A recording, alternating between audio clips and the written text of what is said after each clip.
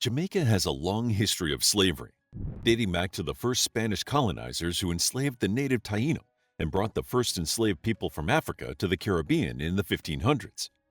Soon, enslaved black people outnumbered the white settlers, which led to various uprisings in the 18th and 19th centuries. In this video, we're going to look at one of the most famous, dubbed the Baptist War or the Christmas Uprising. So keep watching to find out more about this important rebellion. By the 18th century, sugar production dominated the Jamaican economy. The profitability of the crop depended on using enslaved people as a source of labor, and the Jamaican slave population increased to around 300,000 to keep up with the demand. Most of the plantation owners lived in England, far away from the growing social unrest, the threat of invasion from Spain and France, and the unstable food supplies. Food shortages became so severe that during the 1780s, around 15,000 enslaved people starved to death. On the island, there were also settlements of escaped slaves, dubbed Maroons, which occasionally used guerrilla tactics against the militia and English troops who tried to wipe out the unofficial colonies in 1686. The Maroons warred with the British twice during the 18th century, but were subdued after the second conflict that ended in 1797. By the early 1800s, black enslaved people outnumbered the white slave owners by 12 to 1. The time was one of social unrest in Jamaica, as an economic depression was causing issues with the poorest on the island, including the free white families. In addition, British Parliament was debating the abolition of slavery, on which the white planters relied. The Jamaican planters began actively attacking the ideas of emancipation, writing inflammatory speeches and publishing articles in the local papers in support of continuing to utilize slave labor. In contrast, the Baptist missionaries on the island were ardent supporters of the abolitionist movement. One of these missionaries was Thomas Burchell. Burchell and a small number of other missionaries had been asked by the African Baptists in Jamaica to come to the island and spread their influence. He had established the Burchell Baptist Church, where he made an enslaved preacher, Sam Sharpe, his deacon. The Baptist movement had a huge impact on enslaved people in the Caribbean, and they supported the Emancipation movement, as well as giving the enslaved Jamaicans a connection to England. When Burchell returned from a vacation in England, many of the Baptists expected that he would return with papers declaring the emancipation of the enslaved Jamaicans. However, after his return, the Jamaican governor announced that emancipation had not been granted. Initially, a core of rebellious slaves was confident that the English crown had granted emancipation, and that the planters had hidden this fact and were disregarding the laws of their king and parliament. In actuality, although the issue was being pressed in England, emancipation would not be granted until 1833 and did not come into effect until 1834. The group of would-be rebels was led by Sam Sharpe, who had become a leader of the Black Baptists in Montego Bay. Sharpe was instrumental in the start of the Baptist War and was the reason it was later given this moniker. Within the communities of enslaved people in Jamaica, religious meetings became a forum for expressing political thoughts since they were the only organized activities that slaves were allowed to engage in. In 1831, Sharpe formulated a plan to object to the grievances of the enslaved Jamaicans. He felt that passive resistance was the best way to move forward and suggested that all enslaved people should refuse to continue to work from Christmas Day onward unless the estate owners and managers accepted their terms of better treatment and the consideration of their freedom. Sharpe's demands were by no means extreme. He wished for enslaved black Jamaicans to be given more freedom and a working wage that was half of the going wage rate. Rather than seeking full emancipation, Sharpe felt that he had a better chance at simply improving the conditions of the enslaved people and that this would be the first step toward greater freedom. The idea originated in Sharpe's parish of Montego Bay, but the minister's intelligent and peaceful demeanor meant that he had earned limited freedom to move around the island. Sharpe used this freedom and the cover that the lead-up to Christmas allowed him to move around the island to discuss the plans of revolt after regular prayer meetings. News of the plan soon spread throughout the enslaved communities in St. James, Trelawney, Westmoreland, St. Elizabeth, and Manchester. Sharpe was inspired by other peaceful rebellious acts, such as the Demerara slave revolt in South America, and believed that stopping work would push the planters to fulfill their requests. Sharpe had a select group of leaders swear on the Bible that they would follow the plan that he had outlined. They were mainly literate enslaved people like himself. As word got around, some of the planners learned of the plan and felt the need to subdue any rebellious sentiments quickly. They rapidly mobilized the military and stationed warships in Montego Bay and Black River, with their guns pointed at the towns. Troops were also sent to St. James in preparation for any signs of revolt.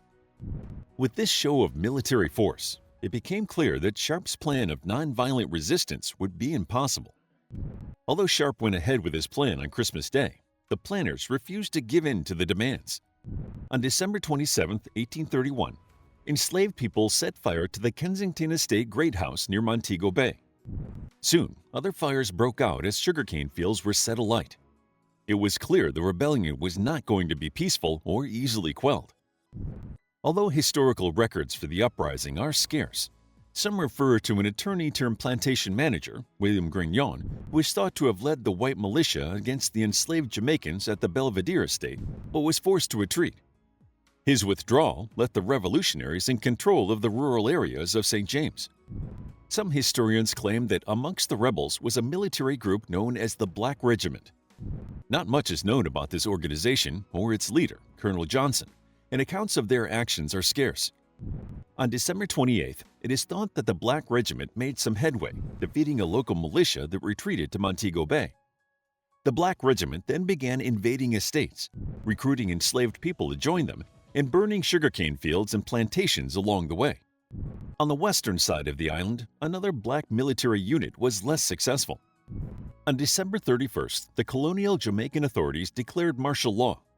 Lieutenant General Sir Willoughby Cotton, who commanded the British forces, summoned the Jamaican Maroons of Accompong Town to help suppress the rebellion. The Maroons, still living in Jamaica, had been granted their freedom and small parcels of land in 1739. A requirement of this freedom was that the towns would be assigned a white supervisor and that fighters from the Maroon towns would have to assist the colonial powers should any future slave uprisings occur. Although many Maroon factions resisted this arrangement, in 1831 they answered the call and took up arms against the enslaved black Jamaicans. The Accompong Maroons soon began to suppress the rebels, capturing groups of protesters. More groups of Maroons joined the British, and there were further arrests, including another rebel leader named Gillespie. When one of the last rebel leaders, Gardner, surrendered, the rebel cause was lost. After 11 days of fighting, the rebellion ended in January 1832. Although the war was over, hundreds of enslaved people escaped and used guerrilla tactics to continue to fight for several months. The Maroons were instructed to apprehend these runaways, but they only captured a small number. After the uprising was quashed, the British began assessing the damage caused. More than 100 properties had been burnt to the ground, along with around 100 private houses of planters and 40 sugar works. The retribution came thick and fast, with white colonialists blaming the Baptist missionaries for inciting the rebellion, which led groups of planters to destroy Baptist chapels used by black congregations. It was also reported that several white Baptist missionaries were tarred and feathered by the white planters. During the rebellion, over 200 enslaved black people were killed. The uprising had claimed the lives of just 14 white planters, but the repercussions came thick and fast. In order to control the black enslaved population that outnumbered the free whites, the planters employed severe and violent control tactics. But this was nothing compared to their reaction to the Baptist War. Once the uprising had been repressed, the black Jamaicans who were captured were put on trial. The trials were a mere formality and resulted in the execution of around 340 men and women. The number included the perceived instigator of the violence, Sam Sharpe. Sharpe was sentenced to be hanged.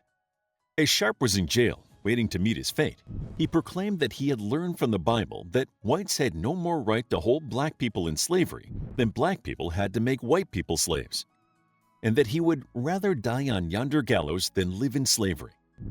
He was executed on May 23, 1832, and is still remembered as a national hero of Jamaica. Many of the people who received a death sentence were accused of minor offenses, such as theft of livestock, and their severed heads were displayed in plantations to serve as a warning to those who remained. When Burchell and his fellow missionary William Knibb returned to England with tales of the aftermath of the Baptist War, the British Parliament was horrified. Yet this was not due to the brutal treatment and slaughter of the hundreds of black Jamaicans. What truly horrified the British was the treatment of the white missionary who was accused of fanning the flames of the rebellion. The fact that the planters could tar and feather a white religious figure painted the planters as vicious and vindictive, with nothing said about the treatment of the enslaved black people, who were still largely considered to be nothing more than chattel. There was an unconfirmed story that the missionary's scarf, still stained, was paraded around, causing horror in anyone who saw it. Although this account may not be historically accurate, the treatment of the white missionaries spurred the cause of the abolitionists. Many historians argue that the events of the Baptist War contributed to the passing of the Slavery Abolition Act in 1833, which led to the final abolition of slavery across the entire British Empire in 1838. Although the Baptist War did lead to eventual emancipation, freedom did not come at the expense of the planters. The Slavery Abolition Act stipulated that previously enslaved people would have to go through a period of apprenticeship with their former masters before they could leave their service. The Jamaican planters were awarded £20 million in compensation, roughly the equivalent of over $22 billion in today's money. The money was taken from the Treasury's national budget and was only paid off by UK taxpayers in 2015.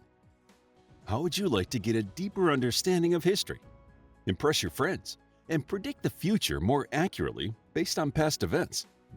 If this sounds like something you might be into, then check out the brand new Captivating History Book Club by clicking the first link in the description.